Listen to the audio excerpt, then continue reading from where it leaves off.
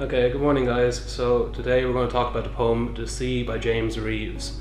So over the course of the lesson, so it'll take about 10 minutes to do this video, I want you to annotate a copy of the poem, so you need to print out a copy of the poem or have it on your iPad and then write notes down alongside of it. You should understand the term extended metaphor by the end of the video, and also we're going to look at onomatopoeia. So we've looked at that before, but just go over it again because it's a really useful technique to have. Alright, so as you're going along, okay, don't be afraid to pause the video as we go. Okay, I'm going to go quite quickly, so it might take you a few minutes to catch up, so pause if you need to. Make sure you're making notes. So if you look at the picture on the board down at the moment, you see that's covered in notes. Your poem should be the same, so it should be absolutely covered in notes by the end of this. Alright, so the task for today is 1, to watch the video and make the notes alongside your poem. As I said, you might need to pause as we go. Make sure you're keeping up.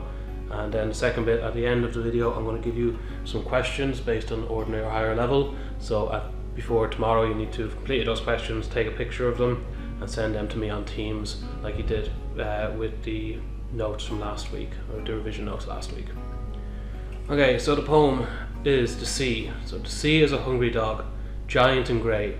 He rolls on the beach all day with his clashing teeth and shaggy jaws. Hour upon hour he gnaws the rumbling, tumbling stones, and bones, bones, bones, bones. The giant sea dog moans, licking his greasy paws. And when the night wind roars and the moon rocks in a stormy cloud, he bounds to his feet and snuffs and sniffs, shaking his wet side all over the cliffs, and howls and hollows long and loud. But on quiet days in May or June, when even the grass is on the dune, play no more their reedy tune. With his head between his paws he lies on sandy shores, so quiet he scarcely snores.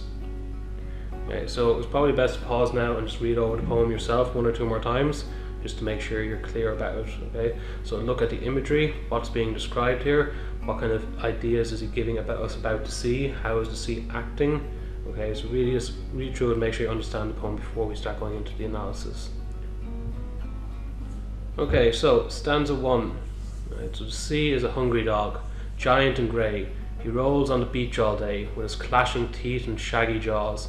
Hour upon hour he gnaws the rumbling, tumbling stones, and bones, bones, bones, bones. The giant sea dog moans, licking his greasy paws. So the first thing I hope most of you are going to notice is that there is a metaphor at the very beginning. So he says the sea is a hungry dog. Right, so the metaphor, because he's saying the sea is something else, he's comparing it to a dog. Right, so it's a metaphor going on straight away. But as we go through the poem, we're going to notice he talks about he rolls on the beach all day. Okay, he gnaws. Right, he talks about the bone and the giant sea dog moans and licking his greasy paws. Okay, now sometimes people get confused here. All of this is talking about the sea. There is no dog. The dog is just a metaphor. Okay, but it's an extended metaphor. Right, so it's a metaphor that's used throughout all of the poem. Right, it's not just one line. The entire poem, he keeps comparing the sea to a dog, to a hungry dog, right? So it's an extended metaphor, right? So see, the sea is a hungry dog, and then down the end of that stanza, he's licking his greasy paws. Right? I'm going to see it in the next few stanzas as well, okay? So you need to make sure you understand that term, an extended metaphor. There's also onomatopoeia going on here. Okay, so we all know onomatopoeia is when the word sounds like what it's describing. So gnaws, okay, it sounds like he's gnawing on something. The moans, when you say moan, it sounds like someone's moaning. So you all know onomatopoeia at this stage, we've been through that a bunch of times. Right, and he's also got the rumbling, okay, the rumbling, tumbling. Right, I know it's not quite as clear as some of the other onomatopoeia, but it is trying to show us, help us to hear the sound of the stones moving. There's a few other things in there some of you might be able to see, and it's great if you did. So some of you will have seen the giant and grey, there's alliteration up there. Okay, so if you did notice that, make sure to make a note of it. Okay, you can have your own extra notes on this as well. We just don't have time to go through all of this, otherwise the video will be 20 minutes long. In the second stanza then, when the night wind roars and the moon rocks in the stormy cloud, he bounds to his feet and snuffs and sniffs, shaking his wet side all over the cliffs, and howls and hollows long and loud. Yes, I'm just going to turn up the volume. Sorry if it's been a bit quiet. In the first stanza, the first line of the stanza, he's describing the wind as if it was a person. Okay, so when the night wind roars, okay, So when we describe someone as a person, so it's not describing as an animal like it was with the metaphor. Okay, this is slightly different. Okay, it's describing as a person. Right. So does anyone remember what? Think about. You should be able to remember a person. If described as a person, what technique is that called? Right. And the moon rocks in a stormy cloud. He bounds to his feet and snuffs and sniffs. I want you to tell me who is the he in that. Okay, so think about it for a second. I'm going to ask you to pause in a minute and think about these questions. Remember, you're going to learn a lot more by thinking about this yourself than just me telling you. Okay, so I'm going to ask you to pause in a second and think about these. So who is the he in this line? Okay, thinking back to that extended metaphor. And explain how the extended metaphors continued at the end there. So and howls and hollows, long and loud. Okay, so I'm going to ask you to just pause for like 30 seconds. Okay, think about those questions. Okay, just remember, it's better for you to think about and come up with your own ideas than just be copying what I say. Alright, so hopefully most of you have gotten the first one. If he's describing the wind as if it's a person, then we call it personification. So remember, personification. Right, so personification, definitely if you're going for high or low, you should be able to talk to me about personification. The second question, so when he talks about he bounds to his feet and snuffs and sniffs.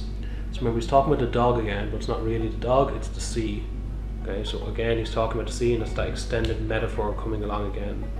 And that's continued then in that final line. So the poet used the words howls and hollows. So they're the kind of sound you expect to hear when you're describing a dog. So he's using them here to describe the sea, just to keep that metaphor going.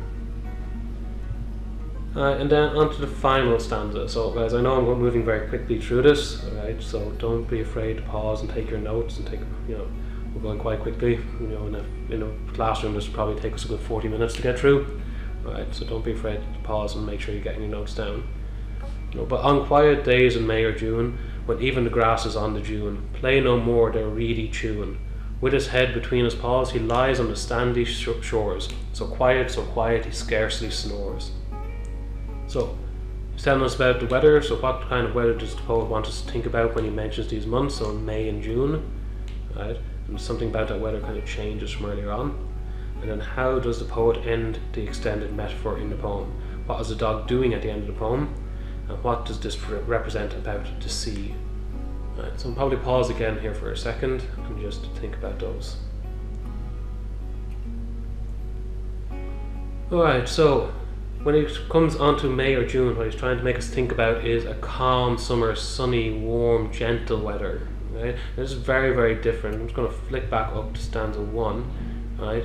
He's rolling, remember we said he's clashing teeth there in line 4. With rumbling, tumbling stones. It's very active and there's a lot going on in stanza 1.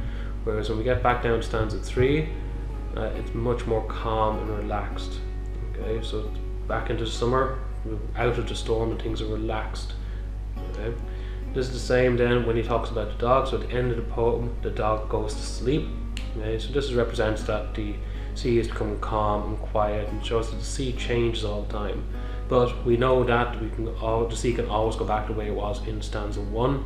So there could be lots and lots of energy underneath the sea, and you can never really be safe with its calmness. It could change at any moment. Okay, so going over the poem, the main thing you need to remember is that extended metaphor. Right? There's a really long extended metaphor going throughout the poem. It keeps comparing the sea to a dog.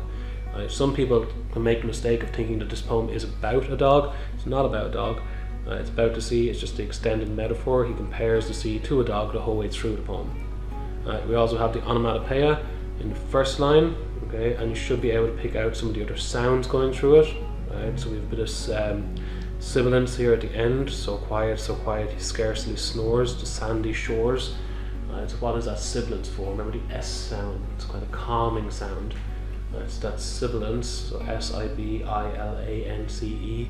Should be trying to make us calm down and realize that the sea is calm at the end of the poem. Right. Mainly we're looking at the extended metaphor and the onomatopoeia. If you get those from it, I'll be fairly happy just to make sure you know those, and that we've revised the 2 of those. Alright, so the objective was, at this stage, you should have fully annotated your poem, so it should be covered in notes. So I'm just going to flick right back up to the example I had. So see the way there's notes all along my poem there? Your poem should look the same. Right? So we should have all of our annotations done at this stage. You should understand what the extended metaphor in the poem is and be able to explain it to me. and be able to point out an example of onomatopoeia and one other technique in this poem. Okay, so final task. So your written task for this lesson is below, so it's on the screen now. So if you're doing ordinary level, I want you to first of all choose one image from this poem that you like and explain why you like it. Sorry, I haven't put in there, it should be 3 to 4 sentences. Okay, question 2, what technique or language has the poet used? Sorry, it's a typing mistake there. So what technique or language has the poet used here to make you like this image? Okay, so you've told me the image to start, now you tell me about a technique or language. Choose a word or choose a technique. So technique could be, oh, he uses the extended metaphor, or he uses alliteration, or he uses the sibilants, or he uses onomatopoeia, and this makes me like the image for this reason. Okay, 3 to 4 sentences there. And then finally, it's just a longer kind of answer, so PQE paragraph. Do you think the metaphor in this poem helps you to visualize the sea? So does the metaphor, the extended metaphor of him describing the sea as a dog, does that help you to see what he's talking about in your mind? Can you imagine what he's talking about? Can you imagine the description that he's given? And then for higher level, so a bit more detailed in your analysis here. So first question, explain how the poet has created an effective image in this poem. And I want 2 analytical paragraphs. So that's 2 of your extended PQEs. So your point, your quotation, your explanation, but then thinking about the audience, okay, maybe naming a technique, naming the keyword a bit more clearly, right? So you might say that one way in which he has created an effective image is through using the extended metaphor. Then you give me the quote, you explain what the metaphor is, you tell me why it's effective, okay, etc. Or you might talk about the onomatopoeia or different techniques or different language that he's using. And then your second one, what aspects of this poem did you find enjoyable? So, and I again want 2 paragraphs. You want to tell me 2 things that you found enjoyable about the poem. Okay, so all of that work. So just those questions to be answered. Take the pictures, upload them onto Teams for me. Okay, and you have until tomorrow to get that work done. If there's any questions or this video isn't working, just let me know on Teams and I will upload something. I'll try it again, upload maybe just a PowerPoint for you to work through. Okay, thanks guys.